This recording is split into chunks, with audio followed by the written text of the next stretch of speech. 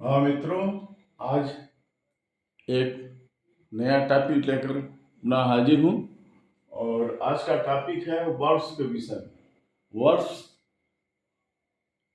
क्या होते हैं, इनको एक ही जगह मैंने एक ही फ्रेम में सारे वर्ब को मैंने लिख दिया है।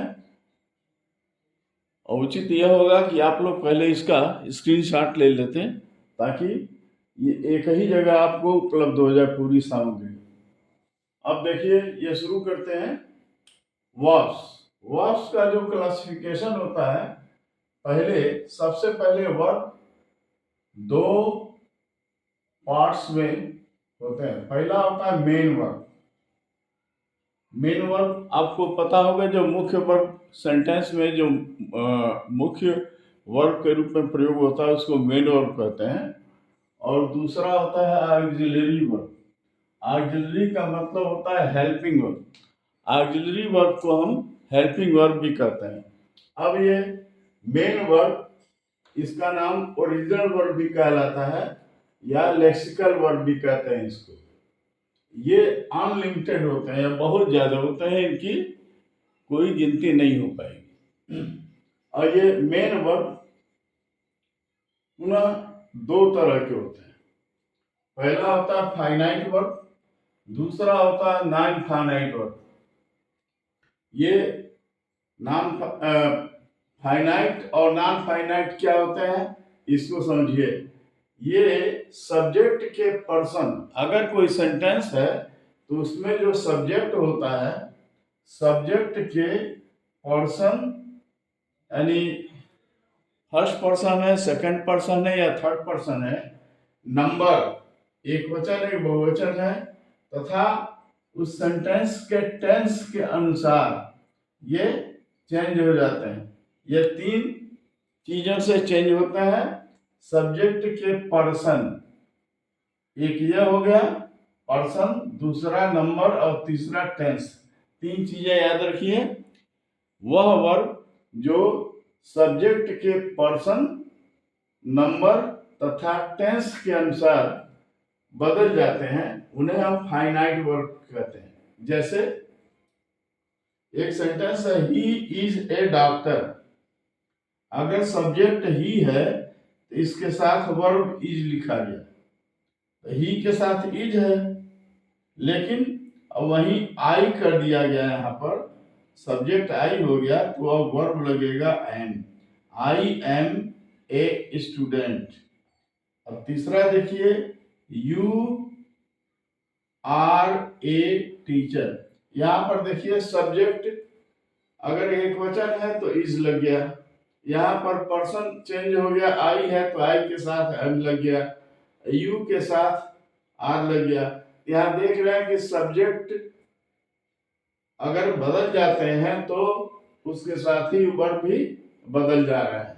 तो यही तो इसका पहचान है कि सब्जेक्ट के पर्सन, नंबर तथा टेंस के अनुसार जो वर्ब बदल जाते हैं उन्हें हम फाइनाइट वर्ब कहते हैं। कुछ और उदाहरण लेते हैं।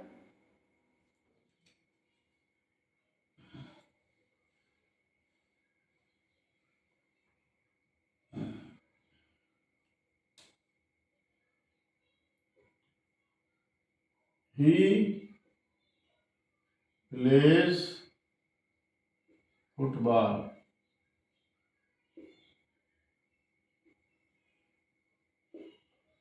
और यहां पर अगर दे लिख दिया जाए, दे प्ले फुटबॉल।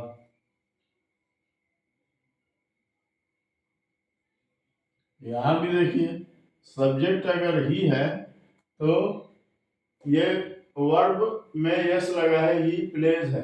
लेकिन यहाँ सब्जेक्ट अगर बदल दिया गया, ये सब्जेक्ट अगर इसका नंबर प्लूरल का हो गया तो यहाँ पर वर्ब भी प्लूरल का लगेगा, यहाँ पर प्ले होगा। तो सब्जेक्ट के अनुसार वर्ब बदल गया। अब टेंस का भी देखिए।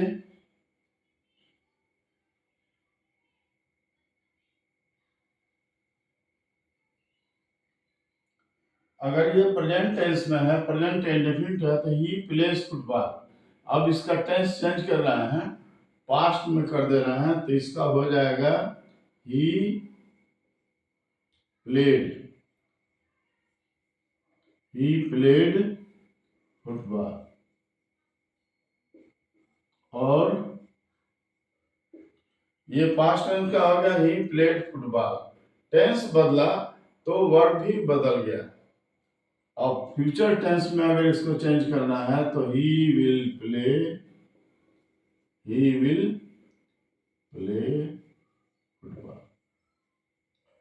तो आप देख रहे हैं कि यहाँ पर टेंस के अनुसार भी वर्ब चेंज हो जा रहा है। तो ये सब, ये जो वर्ब हैं इसमें प्ले है, चाहे इसके पहले और भी जो होते हैं, जो भी वर्ब्स होंगे इसमें तो प्ले है।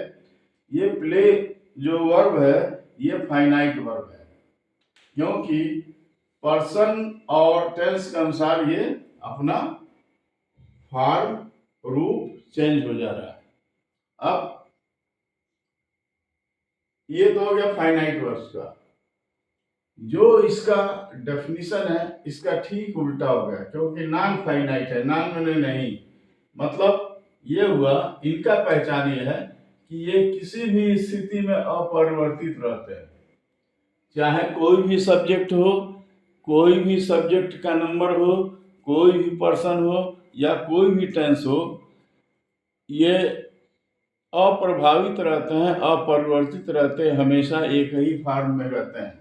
जैसे swimming is a good exercise, यहाँ तो मेन वर्ब ये है, ये मेन वर्ब है, और यहाँ पर वर्ब से ही बना हुआ एक वर्ब का ही फॉर्म है swimming. Swimming is a good exercise. फिर ये जो है फाइनाइट वर्ब है, चाहे इसको कैसे भी कहीं भी रखें, किसी भी, यहाँ पर इसके जगह पर विल भी लिख दें तब भी स्विमिंग का स्विमिंग ही रहेगा। इसी तरह से आई सा ए फ्लाइंग बर्ड, कैसा बर्ड? तो फ्लाइंग बर्ड, ये कभी भी चेंज नहीं होगा।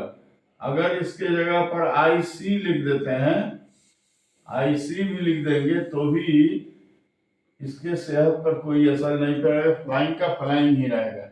तो ये नॉन फाइनाइट वर्ब्स ऐसे होते हैं जिनका फॉर्म कभी भी बदलता नहीं है, इसको इसके सब्जेक्ट या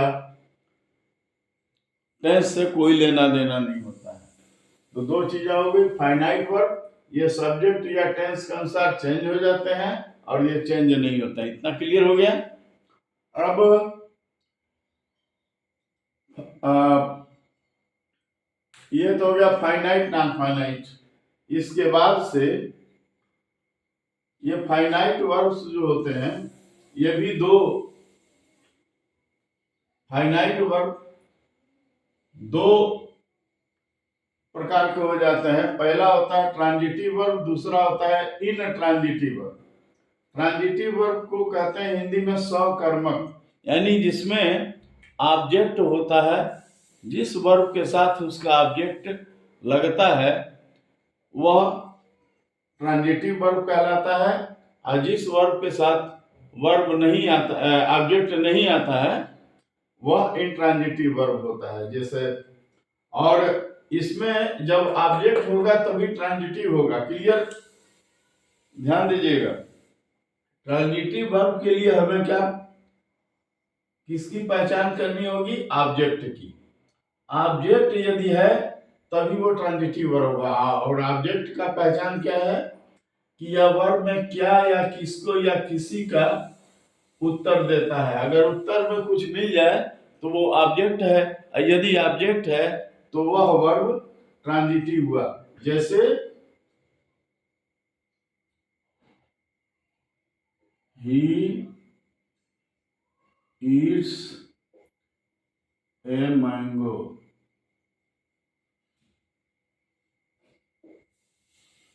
आई राइट ए लेटर।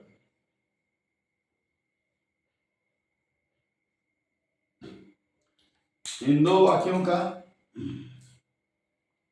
इन दो वाक्यों पर गौर करिए। He eats a mango. अब यह वर्ब ट्रांजिटिव है कि नहीं है, इसके लिए हम देखेंगे ही ईट्स ए मैंगो। प्रश्न करेंगे कि वह क्या खाता है, वह क्या खाता है, तो क्या के उत्तर में आया ए मैंगो। ये आंसर मिल रहा है, यह जो है आंसर मिल गया। आंसर मिल गया तो यह ऑब्जेक्ट हुआ, और जब यह ऑब्जेक्ट हुआ तो इसके साथ आने वाला वर्ब जो है ट्रांजिटिव वर्ब है। इसी तरह से I write a letter. I write a letter, मैं क्या लिखता हूं, ए लेटर लिखता हूं।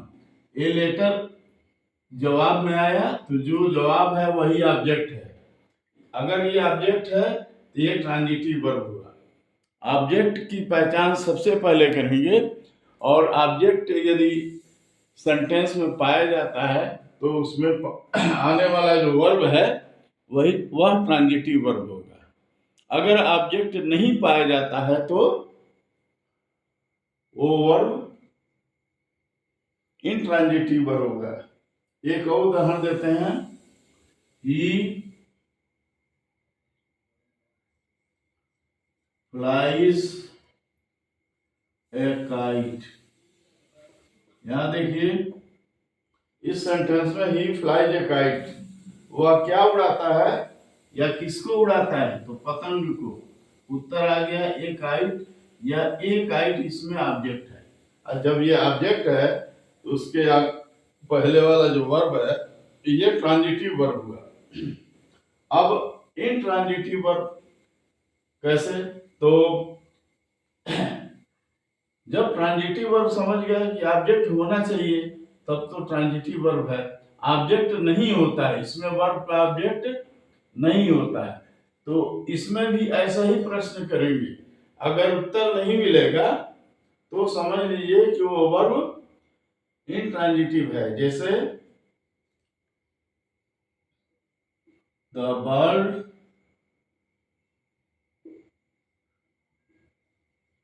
Birds fly. Fly in the sky भी लिख सकते हैं, fly in the sky, in the sky. अब ये सेंटेंस है, इसमें फ्लाई इन द स्काई, इसमें बर्ड्स क्या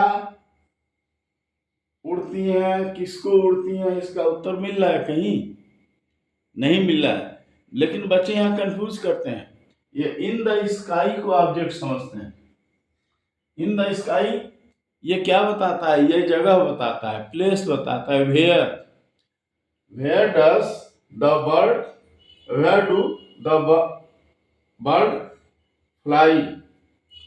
बर्ड कहाँ उड़ रही हैं, तो ये कहाँ के उत्तर में है, ये क्या या किसको के उत्तर में नहीं है, तो ये ऑब्जेक्ट हुआ नहीं है। ये ऑब्जेक्ट नहीं है, इसको हम कॉम्प्लीमेंट बोलते हैं। और ये ऑब्जेक्ट नहीं है तो ये वर्ब जो है यहाँ पर फ्लाई इंट्रांजिटिव वर्ब है। ध्यान दीजिए यहाँ पर यह फ्लाई इंट्रांजिटिव है, जबकि यहाँ पर यही फ्लाई ट्रांजिटिव वर्ब, क्योंकि यहाँ पर इसका ऑब्जेक्ट है, यहाँ पर इसका ऑब्जेक्ट नहीं है। ऑब्जेक्ट नहीं है तो इंट्रांजिटिव, ऑब्जेक्ट है तो ट्रांजिटिव। और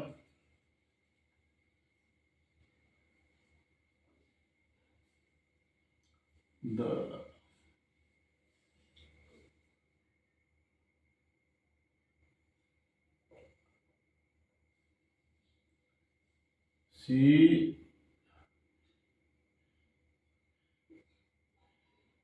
sings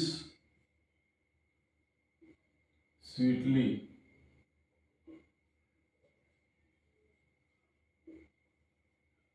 एक सेंटेंस और है, she sings sweetly, मतलब वह मधुर गाती है। अब इसमें देखिए कैसे पता करेंगे कि ट्रांजिटिव है कि नहीं ट्रांजिटिव है। यही वाला फार्मूला यहाँ लगाएंगे कि वह क्या गाती है। वह क्या गाती है कुछ दिया है नहीं है, क्या के उत्तर में कुछ नहीं है। गीत गाती है, अगर सांग रहता तब तो हो जाता, लेकिन केवल यह दिया कि मधुर गीत गाती है, तो क्या के उत्तर में कुछ नहीं है, तो ये इंट्रांजिटिव वर्ब हो गया। और ये स्वीटली ऑब्जेक्ट नहीं है, स्वीटली यह एडवर्ब। कैसा गाती के है के उत्तर में ये मिलेगा कैसा, जबकि हमको चाहिए क्या के उत्तर में मिलना चाहिए, क्या के उत्तर में नहीं आ रहा है। तो ये जो वर्ब है इंट्रांजिटिव वर्ब हुआ। अब इसके बाद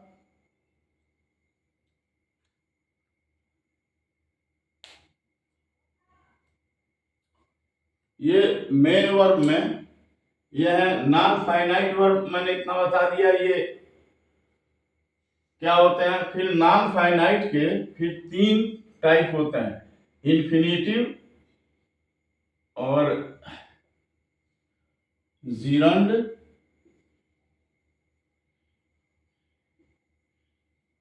और पार्टिसिपल। जीरंड जो है वर्ब का आईएनजी फॉर्म होता है, ये नाउन का काम करता है।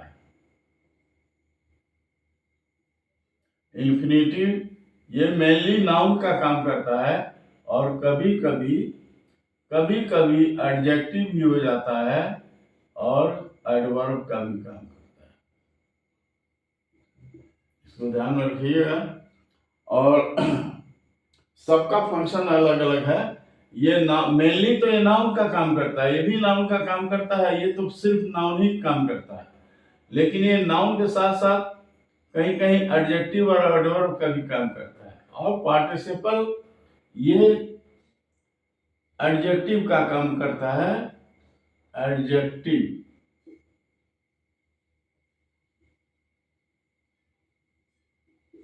एडजेक्टिव का काम करता है। कहीं कहीं ये इसका जो प्रेजेंट पार्टिसिपल फॉर्म है ये एडवर्ब का काम करता है। उसको नहीं लिख रहे हैं। जब इसको मैं इस पर वीडियो बनाऊंगा तो पार्टिसिपल कितने होते हैं, फिर ये 3 तरह के हो जाते हैं, तो इनका पूरा टाइप लिखूं बताऊंगा, और कौन क्या फंक्शन करता है और कैसे इनका यूज होता है ये सब बताऊंगा। तो ये हो गया मेन वर्ब का। मेन वर्ब का सबसे पहला जो क्लासिफिकेशन है वो फाइनाइट नॉन फाइनाइट है, और फिर फाइनाइट वर्ब को ट्रांजिटिव और इंट्रांजिटिव में क्लासिफाई किया गया, बस इतना ही है। इसके बाद से नॉन फाइनाइट है, तो नॉन फाइनाइट मैंने बता दिया।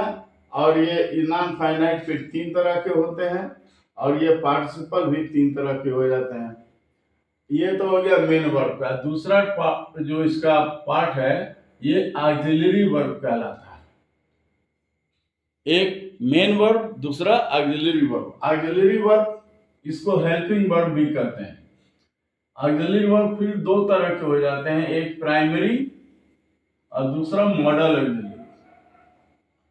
ये ध्यान दीजिएगा, प्राइमरी 3, मॉडल 13। 3 13 याद रखिएगा तो आपको भूलेगा नहीं। प्राइमरी में फिर ये 3 तरह के हो जाते हैं। इनमें 3 होते हैं, बी, हैव और डू। बी का जो फॉर्म होता है, बी मीन्स होता है होना, और इसका जो फर्स्ट फॉर्म होता है इज, एम और आर होता है। बी माने होना होता है, इज माने है भी होता है भी होगा, और आर माने होते हैं। आप जानते हैं ये पर्सन के हिसाब से ये लगते हैं। एक वचन के साथ इज, आई के साथ एम, और यू और बहुवचन के साथ आर लगता है। और तो ये बी के 3 रूप होते हैं। फर्स्ट जो फॉर्म होता है इज एम आर होता है। सेकंड फॉर्म होता है वाज या वेयर, और तीसरा होता है बी। तो ध्यान रखिएगा, is am are was were be के ही रूप होते हैं। तो ये बी का हो गया। हैव का प्रयोग जानते हैं, ये कोई चीज अपने पास होती है। कोई चीज यदि अपने पास है या कहीं कोई रखता है तो उसके लिए हैव का प्रयोग करते हैं।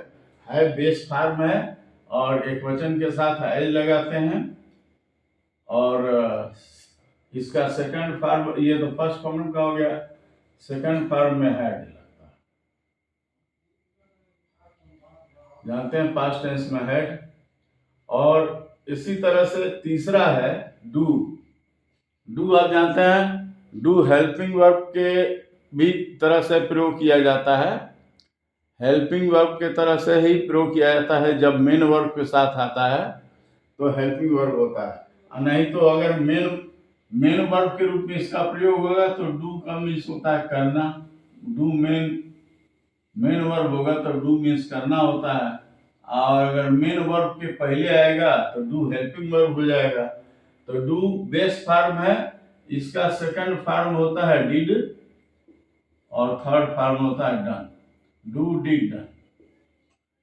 इसका प्रयोग जब ट्रांसलेशन आप पढ़ते हैं तो ट्रांसलेशन में कहाँ इसका प्रयोग होता है ये आपको अच्छी तरह मालूम होगा। अगर नहीं मालूम होगा तो ट्रांसलेशन पर मैंने 3-4 वीडियो निकाले हैं, उनको आप देख लीजिएगा। इसके बाद से होता है मॉडल ऑक्सिलरी। मॉडल ऑक्सिलरी देखिए, विल, शैल, कैन, मे, 4 होता है। विल का पास्ट टेंस वुड, शैल का पास्ट टेंस शुड, कैन का कुड और मे का माइट। इसके बाद मस्ट, मस्ट माने अवश्य चाहिए, आट टू मिस चाहिए, ये मॉरल ऑब्लिगेशन के लिए प्रयोग होता है। नीड, नीड माने जरूरत होना। नीड माने अगर मेन वर्ब के लिए प्रयोग करेंगे तो नीड माने होता है जरूरत होना।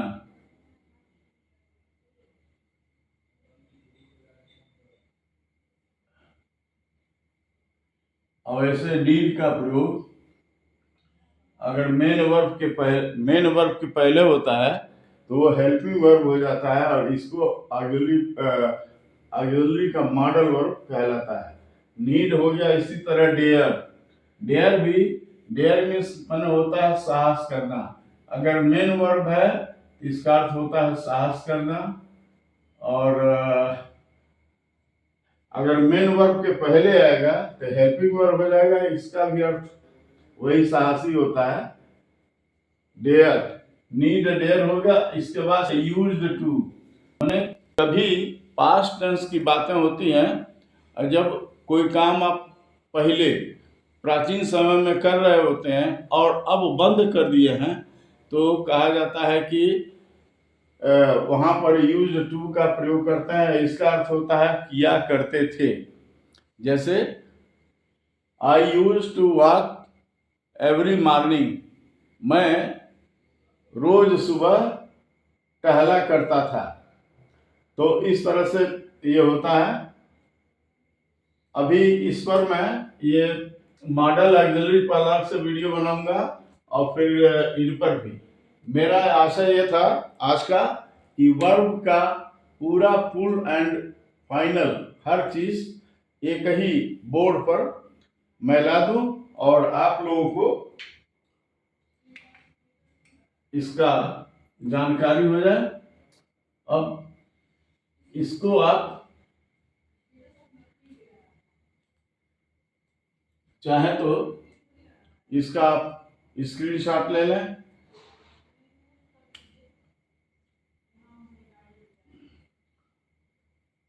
और इस वीडियो को मैं यहीं समाप्त करता हूं और आशा करता हूं कि आप लोगों को वर्ब के विषय में अच्छी जानकारी हो, ये वर्ब के टाइप के विषय में, और आपको ये यूज़फुल लगा हो, लाभदायक लगा हो तो कृपया मेरे इस वीडियो को सब्सक्राइब, लाइक और कमेंट करें ये कैसा बना है। धन्यवाद।